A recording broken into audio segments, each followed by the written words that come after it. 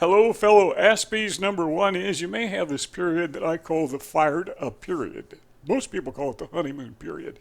This is the first of the 5 stages of burnout, and this is not unique with me. You can find these stages elsewhere if you search for them on the internet.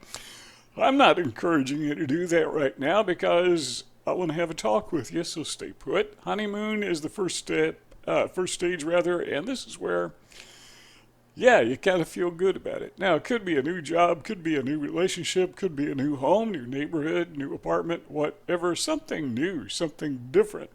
So you feel inspired, you feel productive. If it's a job, man, you just pour yourself into it, you immerse yourself into it.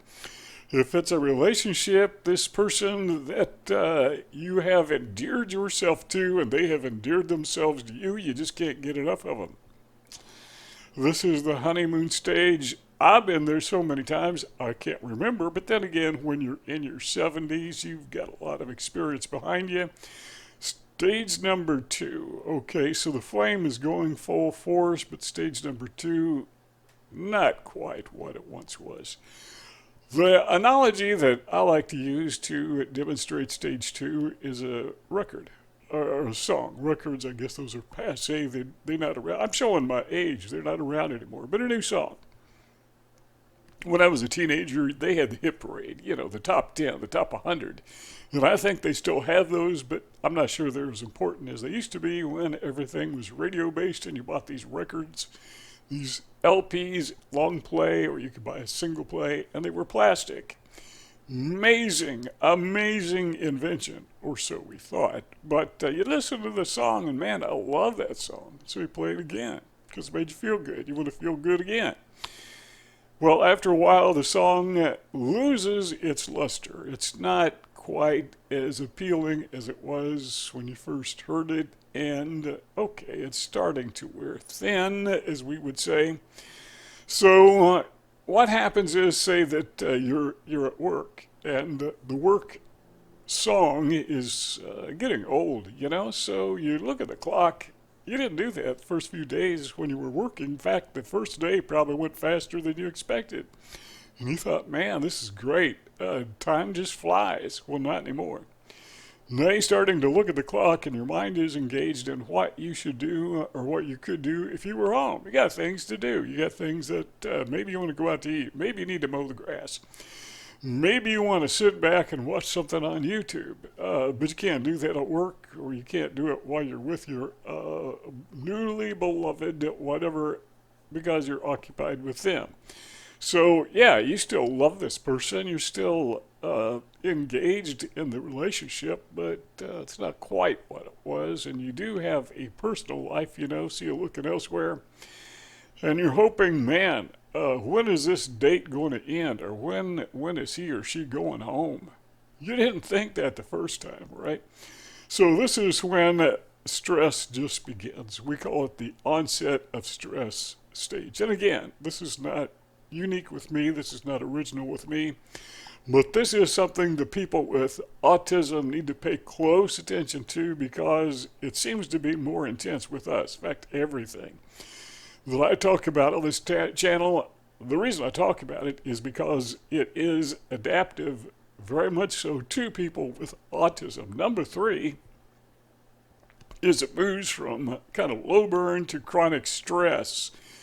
All right, the flame is still there, but now, man, it's way down from what it was. Your problem-solving skills, at the workplace, they're not what they used to be. The fun, the joy of doing it, not what it used to be. Your performance begins to decrease, and so your job is a little bit, maybe your employer notices you're not up to par, wondering what's wrong with you, and now you have this overwhelming sense of powerlessness. I mean, at the very beginning, you just felt the world was at your fingertip and you could control everything. But now you've realized, okay, I'm not as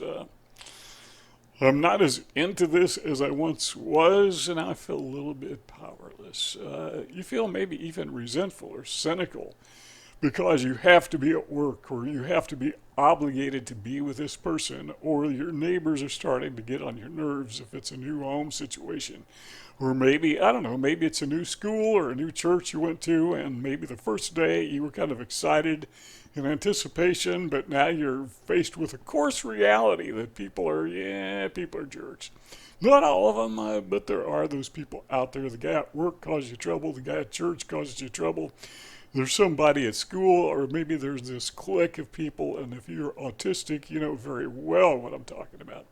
So it's starting to wear thinner and thinner and thinner. This is chronic stress. When we say chronic, what I mean by that is it's not something that's going to go away on its own. It's going to take some intervention.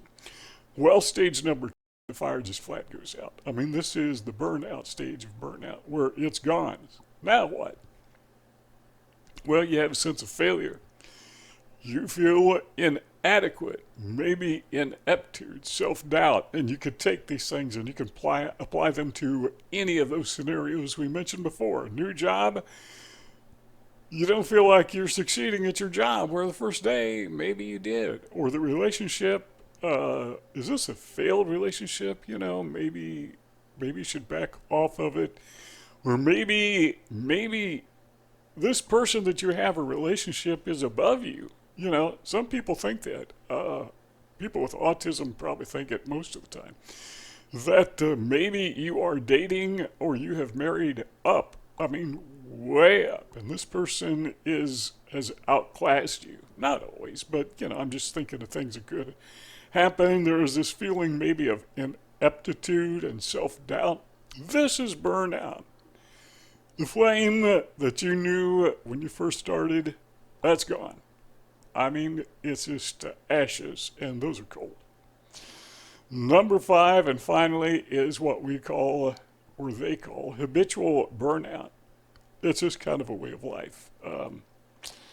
Seems like anything you start, there is no flame. You try to get it started, and it's just out. You ever had one of those lighters that has, you know, fuel in it?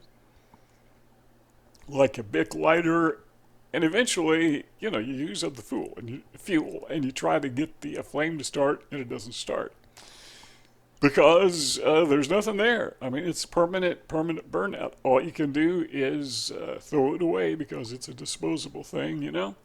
So what you are experiencing, aside from the analogy in real life, is mental and maybe even physical fatigue. You just your mind isn't in it. You want to start a new project.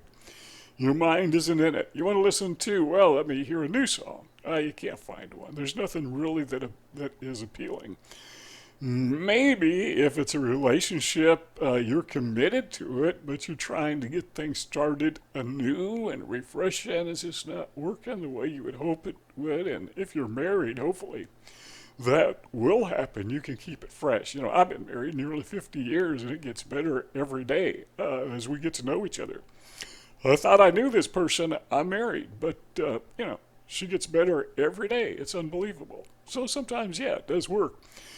But unfortunately, as a person with autism, that hasn't worked with the jobs where I was employed. No, they got worse. It was habitual. I mean, you know, the first time I had a job when I was a kid, 16 years old, yeah, that did pretty good for 6 months. But as I got older, I finally realized on the first day, yeah, I'm real excited to be here, but I know what's going to happen because I've been around the block a few dozen times, and I knew it's not going to end well. That's habitual burnout. That's the time when you need to get help. That's the time when you need intervention because you say, you know, I can't, this starter, or this lighter rather, won't start. I need a new one. No, I need some help getting one. You're at that point where you just have to admit you can't do it on your own. Now, some people are just too proud to admit that ever. And I got to admit, I'm one of those people. It was really hard for me to admit I'm not perfect. But eventually, as time wears on, you just can't deny it any longer. Nobody can. Well, some people do, but they shouldn't. Let me put it that way, because nobody's perfect. All of us have flaws. All of us, everybody. experience burnout. I can't imagine anyone having such stamina that they never have burnout in anything. I can think of somebody who is a highly successful businessman. He's been president of the United States. This guy just doesn't seem to ever burn out until you stop and think about his marriages. So, yeah, even that guy has burnout. That's not an endorsement. That's not an endorsement. That's just an observation. That's an illustration. Maybe I shouldn't have even used that. Somebody will yell at me. All right, let's tie it all together. Here's what you should do at the very onset. My opinion, and today, is the first day of the rest of your life, so today is the onset. What I did is I didn't lower my expectations. Okay, yeah, I did lower my expectations, but I lowered them from the stratosphere down to earth. Reality. Got my head out of the clouds. Say, this is reality. Some people are jerks. Some people are narcissists. Some people are mean. Some people don't like those of us who are autistic. Okay, a lot of people don't like those of us who are autistic. That is reality. And I can deal with it. I'm up to dealing with it, but if I deny reality, it's kind of like a disease. You can't deal with it if you don't admit it exists. So I'm not saying that autism is a disease, but it seems like the way that people treat us, they have the disease, and maybe they do. I don't know. But people who live in the neurotypical hive mind, they just don't get us. They can't help it. That's the way that they are. But if we expect them to accept us, we're going to be disappointed. So just don't expect it. This is me advising myself. But, get your thoughts down to earth. Get your head out of the cloud. Be realistic. All right, so now we admit it. We have habitual burnout because we're humans. It's just not that unusual for it to happen. So what do we do? Here are 3 things I would suggest. This is advice for me, and you can listen in if you want, but number 1 is detach when possible from whatever is causing problems. Take a day off, take a week off, maybe get out of town, go somewhere else, get a change of view. And number 2 is relax. So detach and relax. Take it easy. You can overdo relaxation. You can become so distant from reality that trying to get back on Earth that you dig a hole. You're not in the stratosphere. Now you're down in a cave somewhere. You've missed the mark. You've gone down too far.